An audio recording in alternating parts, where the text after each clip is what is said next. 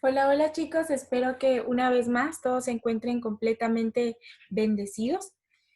El día de hoy les traigo una historia de unos hermanos nuevamente, pero esta vez con un final esperanzador. Esta historia surge por algunas de las preguntitas que recibí algunos de ustedes la semana pasada por la clase, con la finalidad de que vean que aunque como seres humanos en ocasiones solemos pues tomar decisiones erróneas por causa de un coraje, es posible que Dios nos dé la oportunidad de corregir esos errores. Así que la base de esta historia es el perdón. Así que sin más, vamos a ver de qué trata nuestra historia del día de hoy. Y pues el tema, como ya muchos habrán leído, es una historia diferente. Y bueno, a lo mejor muchos estén pues imaginando de quiénes podría tratar la historia, pues por la imagen a lo mejor muchos ya percibieron que es precisamente sobre José y sus hermanos. Y entonces empezaremos por Génesis 3 tratando de relatarles la historia de vida de José. Esta historia cobra relevancia a los 17 años de un joven llamado José, quien se dedicaba a apacentar las ovejas de su padre juntamente con sus hermanos. El detalle es que José solía contarle a su padre cuando sus hermanos pues hacían algunas cosas mal, pues dice la Biblia que estos tenían mala fama. Esto evidentemente colmaba la paciencia de sus hermanos en ocasiones. El padre de este joven, quien era llamado Israel, pues de hecho es Jacob, pero fue este el nombre que recibió del ángel con el que luchó para que éste le diera su bendición. ¿Sí recuerdan?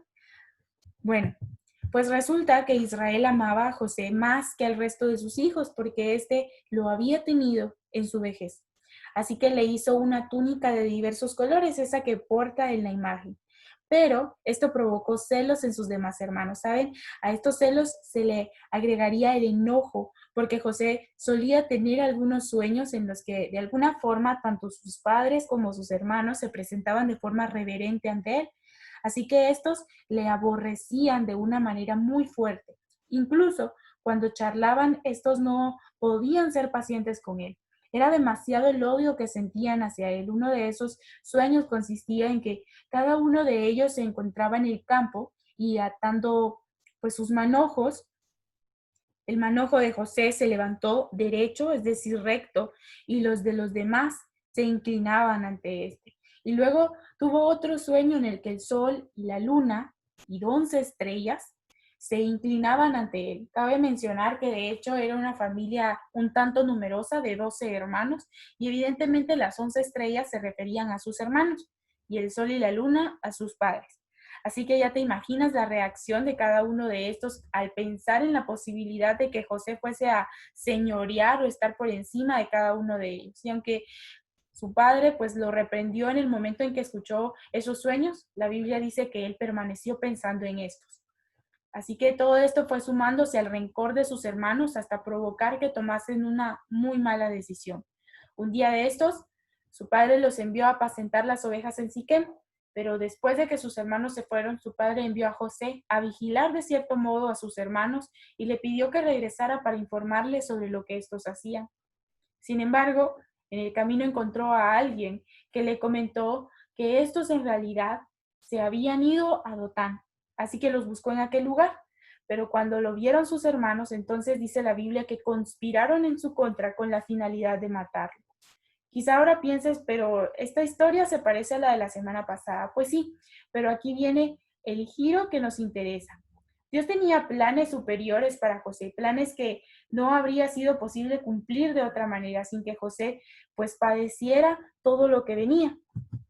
Así que planearon llamarlo para que cuando éste llegase a donde ellos se encontraban, pudiesen matarlo y luego lanzarlo a la cisterna. Sin embargo, uno de ellos, llamado Rubén, tomó una decisión imprescindible. Este intervino al conocer los planes de sus hermanos y sugirió que no era buena idea el derramar la sangre de su propio hermano, que era mejor simplemente arrojarlo a la cisterna que se encontraba en el desierto para librarlo de la mano de sus hermanos. Así que le quitaron su túnica y lo lanzaron a la cisterna.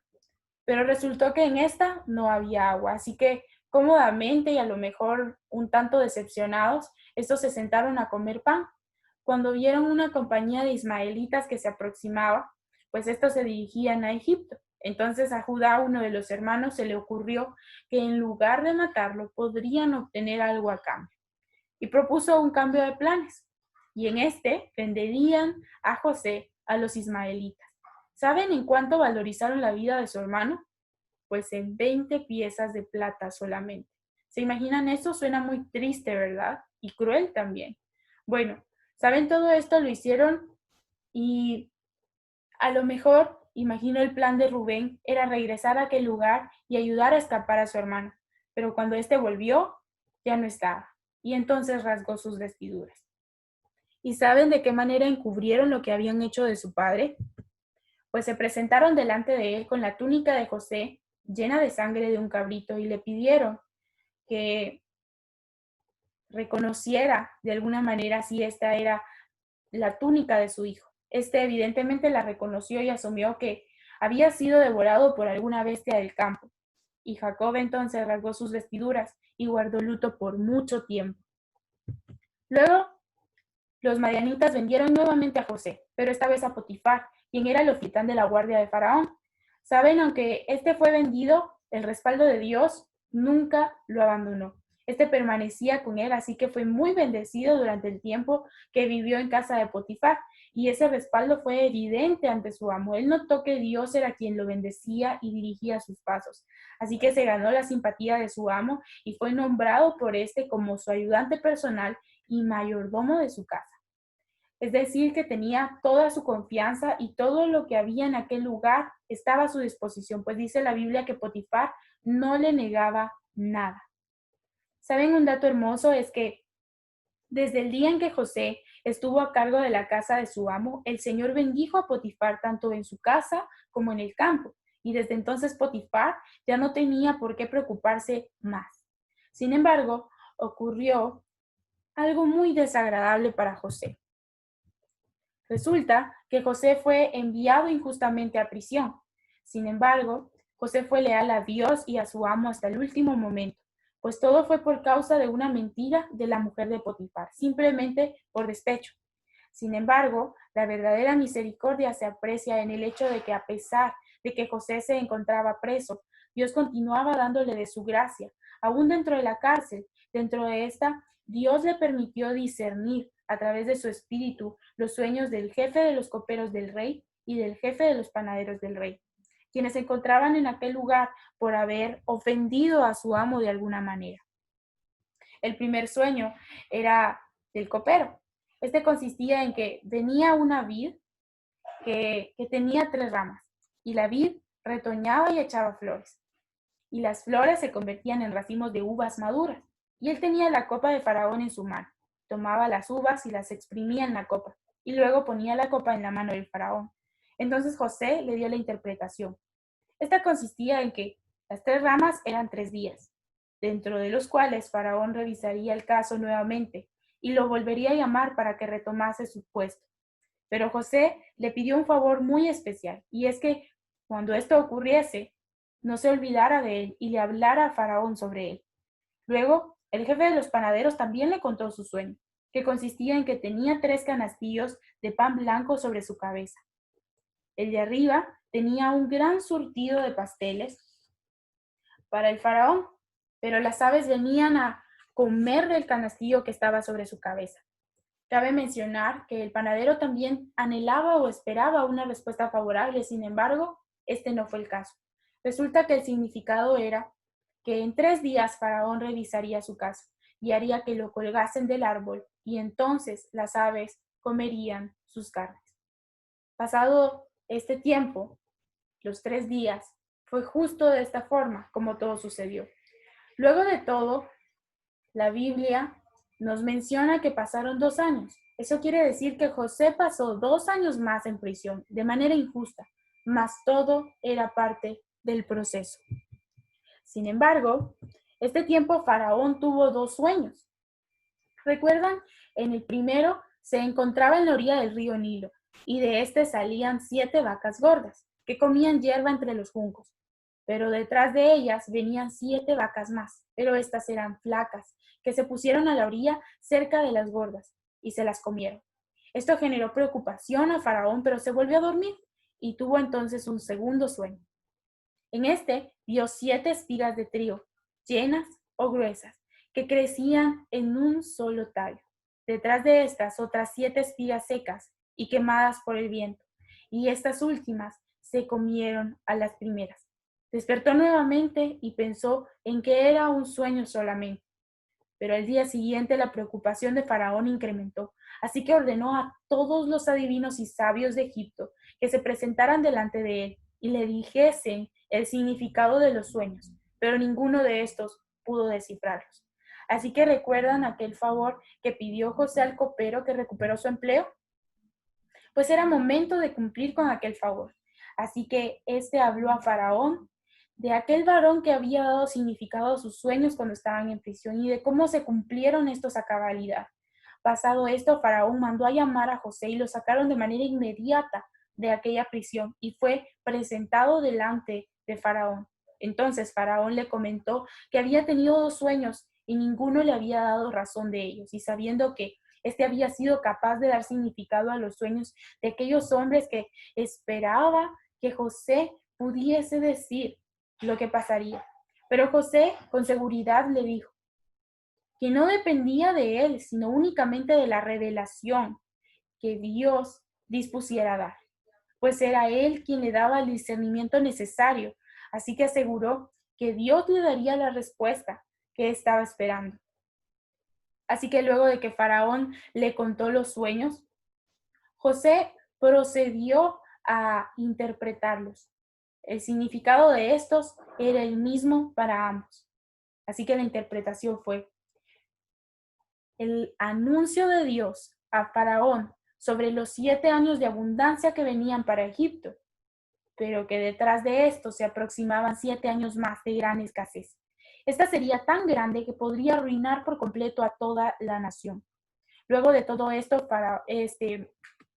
José le propuso a Faraón que estableciera hombres sabios como gobernadores del país, que recorrieran el mismo recolectando el 5% de las cosechas durante los años de prosperidad para almacenarlos y así tenerlos como provisión para los años de escasez, a fin de que nadie pereciese de hambre durante ese tiempo. Y así lo hizo Faraón, declarándolo a él como gobernador de Egipto. Cuando llegó el tiempo de escasez, Jacob se enteró de que en Egipto había trigo. Así que envió a sus hijos a aquel lugar para que compraran trigo para todos, de manera que pudiesen subsistir durante aquellos tiempos de escasez. Así que 10 de sus hermanos se dirigieron a aquel lugar, pero no sabían la sorpresa que les esperaba en él. Sus hermanos no sabían que José era el gobernador de Egipto, y tampoco le conocieron, pero él a ellos sí. ¿Recuerdan aquel sueño en que los manojos se inclinaban ante José? Pues preparados, el día llegó. Aconteció que sus hermanos se inclinaron ante él hasta tocar el suelo con sus frentes. Sin embargo, José fingió no haberlos reconocido y les preguntó de manera algo brusca: ¿de dónde vienen? Así que ellos le dijeron que iban de Canaán en busca de trigo. Pero entonces él les acusó de ser espías, aunque todo era parte de su plan, pero estos insistían en adquirir alimentos. Pero José se mantenía firme en lo que declaraba en su contra. Como José no había visto a Benjamín, su hermano menor, entonces procedió a preguntarles por su padre y si tenían otro hermano. Estos le explicaron entonces quiénes eran, quién era su padre y que su hermano menor se había quedado con él. Además, le mencionaron que eran 12 hermanos, pero que el otro no había aparecido aún. Y de este modo intentaron encubrir lo que habían hecho. Así que les dijo que no saldrían de aquel lugar hasta que presentaran a su hermano menor delante de él. Entonces les dijo que enviaran a uno de ellos en busca de su hermano y los dejaría ir hasta que éste se presentara. Mientras tanto, quedarían presos durante esos días. Pasado 3 días, el tercer día, José vino a ellos y les dijo que hicieran lo que de ellos demandaban y entonces vivirían. Así que pidió que se quedase preso uno de ellos y los demás fuesen en busca de su hermano y que llevasen el alimento a su casa para que ninguno pereciera en ese lugar.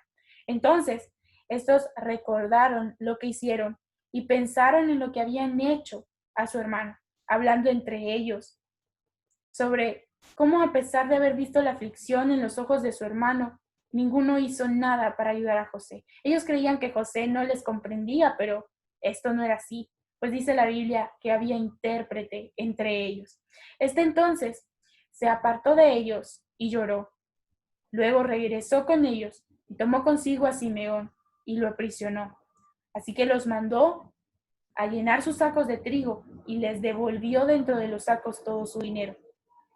Haré una pausa para mencionar que esto fue gracia, pues sin importar que le habían vendido y hecho demasiado daño de manera injusta, no solo les dio alimento, sino les devolvió todo su dinero para que estos no padeciesen necesidad. La gracia es aquello que se da aún sin ser merecido por aquel que lo recibe.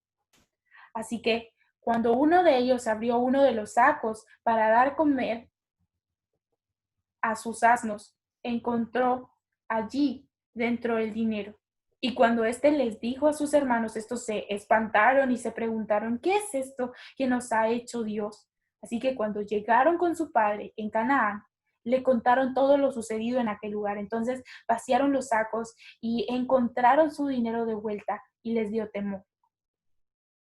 Jacob creyó que todo esto era en su contra, pues José no aparecía, Simeón estaba preso y ahora querían quitarle a Benjamín, pero una vez más intervino Rubén y pidió a su padre que le confiara a Benjamín y que él lo devolvería a él, pero Jacob no accedió. Pero pasó entonces que se les terminó el trigo y el hambre era grande y Jacob les envió de nuevo por trigo, pero les recordaron que aquel gobernador les pidió que llevaran al menor de sus hermanos y que no regresaran sin él, si no querían morir. Pero Jacob no comprendía por qué ellos le habían informado de la existencia de su otro hijo. Él no quería enviarlo, tenía miedo de perderlo también. Entonces Judá le dijo a su padre que él respondería por la vida de Benjamín, a fin de que ninguno muriese de hambre por la escasez. Y envió Jacob a aquel varón presentes, entre estos bálsamo, miel, aromas, mirra, nueces y almendras. Y envió el doble del dinero por si aquello que había pasado la vez anterior no había sido más que una equivocación. Permitió entonces que llevaran a Benjamín, así que fueron estos, y se presentaron de nuevo ante José. Cuando éste de lejos vio a Benjamín, pidió al mayordomo que los llevara a su casa y envió que les prepararan comida, y estos nuevamente sintieron temor. Pensaron que serían colgados o algo por el estilo por el dinero que se les había devuelto la vez anterior, y quisieron explicar la situación al mayordomo. Y éste les dijo, paz a vosotros, no temáis. Vuestro Dios y el Dios de vuestro Padre os dio el tesoro en vuestros costales. Yo recibí vuestro dinero y le sacó delante de ellos a Simeón de nuevo. Cuando los llevaron a casa de José, les dieron agua, lavaron sus pies y dieron de comer a sus asnos. Al mediodía, cuando llegó José, se imaginan ustedes los nervios de ellos estaban, pero preguntó por su padre y si vivía aún. Estos asintieron diciendo que sí, entonces vio a Benjamín y nuevamente se apartó y buscó lugar donde llorar. Luego lavó su rostro, salió y se contuvo y pidió que se pusiera pan. ¿Saben? Un dato curioso es que no podían comer pan de manera conjunta egipcios y hebreos, pues esto era abominación para los egipcios, así que sirvieron el pan de manera separada. Luego de esto, se sentaron según el orden de nacimiento de mayor a menor. Y todos estaban atónitos, es decir, asustados e impresionados. Era tan grande su impresión que se veían unos a otros y el momento era tan incómodo, se lo pueden imaginar. ¿Saben? Cuando le sirvieron la porción a Benjamín era 5 veces mayor a la de todos sus hermanos, pero todos bebieron y se alegraron. Pero luego de que todo esto sucedió, al día siguiente, José pidió al mayordomo que llenara los costales de alimento y el dinero, todo lo que pudieran llevar, pero también colocara su copa dentro del costal del hermano menor. Luego, ese día, luego de que los despidieron, y envió José al mayordomo para que los siguiera, y al alcanzarlos les dijera: ¿por qué han devuelto mal por bien? ¿Por qué habéis robado mi copa de plata? Si sabéis que de ella bebe para poder discernir los sueños. Y así lo hizo. Cuando los alcanzó, estos asustados le preguntaban por qué decía estas cosas, desconcertados porque evidentemente ellos no lo habían hecho, pero todo era parte del plan. Ellos lo negaban totalmente, así que se dieron prisa y sacaron cada uno su costal, buscó el mayordomo y ahí estaba. Encontró la copa en el costal de Benjamín. Y entonces estos rasgaron sus vestiduras, cargaron su asno cada uno y volvieron a la ciudad. Vino Judá ante José y se postró suplicando ante él. Y Judá intercedió por Benjamín ante José y rogó en favor de su padre, pues si éste no volvía, su padre moriría y se culparía delante de su padre si aquel no volvía. Fue entonces que José se agradó del acto de Judá y se dio a conocer delante de ellos, no sin antes haber sacado a todos los que estaban juntamente con ellos, pues notó que estos habían cambiado y lloró entonces a gritos delante de todos ellos y le escucharon los egipcios a quienes había sacado anteriormente de aquel lugar. ¿Te imaginas la impresión de sus hermanos? Era tan fuerte el momento que ninguno pudo responder cuando éste les dijo: yo soy José, ¿aún vive mi padre? Cuando aquellos se acercaron les declaró de nuevo: yo soy José, su hermano, al que vendisteis. Pero aquí viene lo que necesitamos aprender. ¿Sabes? Lo que dijo José a sus hermanos luego de tan importante declaración, les dijo en Génesis 45:5: ahora pues, no os entristezcáis ni os pese el haberme vendido acá, porque para preservación de vida me envió Dios delante de vosotros. Y quizás digas, si Dios tenía planes, ¿por qué no lo hizo de otro modo, de uno menos doloroso? Bueno, te explico. Es que cuando Dios tiene planes superiores a ti, es decir, a lo que eres actualmente, le será necesario llevarte a donde nunca has estado. Te hará pasar por situaciones en ocasiones no deseables, porque te está moldeando a través de ese proceso. ¿Sabes? La prueba es necesaria a fin de que adquieras sabiduría y madurez espiritual. No hay otra forma de aprender más que viviendo o pasando por las circunstancias que te preparan para llegar a aquello que Dios ha destinado para ti. Es decir, dime, ¿es posible acaso que alguien que nunca ha conducido pueda llegar a su destino sin ocasionar un accidente? Si solo toma el auto porque lleva prisa, así sin más. Puede que exista la posibilidad, dependiendo del tipo de automóvil y si ha prestado atención cuando alguien más ha conducido delante de él, pero sin duda alguna creo que existe una probabilidad mucho mayor de que no lo logre. ¿Me entiendes? Es necesario que éste reciba cursos o aprenda en un lugar aislado de los demás automóviles antes de conducir. Lo mismo hace Dios con nosotros. Él nos prepara a través de esas pruebas para que podamos llegar al fin que ha predestinado para cada uno de nosotros, para que entonces podamos conducir el momento preciso para el cual Dios nos ha creado. Así que pasado todo aquello de lo que hemos hablado, ya entonces envió José por su padre con prisa y envió a decirle: Dios me ha puesto por señor de todo Egipto. Ven a mí, no te detengas. Fue así como lo llevó a vivir con él en compañía de sus hermanos. Es así como un padre con una angustia interminable por no saber lo que había sucedido con su hijo vuelve a tener paz al reencontrarse con su hijo. Y bueno, la enseñanza de toda esta historia, como les mencioné al inicio, radica en el perdón. Yo sé que es difícil perdonar. Hay heridas que a algunos nos lleva mucho más tiempo que a otros perdonar o sanar, pero lo cierto es que la palabra nos dice en San Mateo 18, 21 al 22, cuando Pedro le dijo: Señor, ¿cuántas veces perdonaré a mi hermano que peque contra mí? ¿Hasta 7? Jesús le dijo: no, te digo hasta 7, sino aún hasta 70 veces 7. Si pensamos, ¿por qué 7 según Pedro? ¿Habrá sido una vez al día quizá? No lo sé. Pero si bien es cierto, Jesús declaró 70 veces 7. ¿Te imaginas la cantidad de veces que debemos aprender a perdonar? Pues en San Marcos 11, 25 al 26 nos dice también, y cuando estéis orando, perdonad si tenéis algo contra alguno, para que también vuestro Padre que está en los cielos os perdone a vosotros vuestras ofensas. Porque si vosotros no perdonáis, tampoco vuestro Padre que está en los cielos os perdonará vuestras ofensas.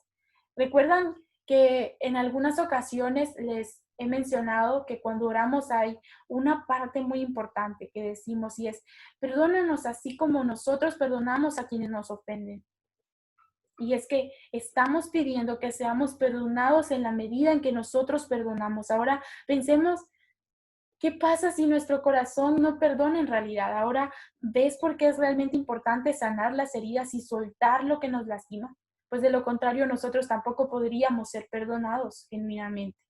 Y claro, también aprender a perdonar es importante, pero aún más, pedir perdón, pues es necesario que reconozcamos no solo cuando nos hacen daño, sino también cuando somos nosotros los causantes del dolor de nuestros hermanos. Pues es sencillo señalar cuando nos han dañado, pero también es sencillo olvidar cuando somos nosotros quienes lastiman a los demás. Y es importante aprender a pedir perdón también. Y bueno, esto ha sido todo por hoy. Para finalizar, los invito a cerrar sus ojos e inclinar sus rostros en reverencia a Dios y de esta forma elevar palabras de oración. Padre amado, venimos hoy nuevamente delante de ti con un corazón agradecido, que anhela cada día aprender más y más de ti y tu misericordia. Pedimos que nos ayudes a renunciar cada día más a lo que nuestra carne anhela y aprendamos a aferrarnos a aquello por lo que nuestro espíritu clama, que es tu presencia. Modifica nuestra actitud cada día y haznos más como tú. Enséñanos a perdonar, sana nuestras heridas y permítenos ser ejemplo de tu amor ante quienes nos observan. Seguimos clamando por las necesidades alrededor del mundo. Tú, mejor que nadie, conoces la magnitud de las circunstancias que rodean a las personas. Tú sabes de aquello que aqueja la salud de las personas, aquello que ha afectado la economía de los hogares, pero tú y solo tú eres quien puede dar salud y prosperidad a todos los necesitados. De esta forma, te pedimos misericordia en el nombre del Padre, del Hijo y de tu Espíritu Santo. En ti confiamos y a ti clamamos. Amén y amén. Así que Dios los bendiga. Esto ha sido todo por hoy y espero realmente poder tener la oportunidad de verlos muy pronto.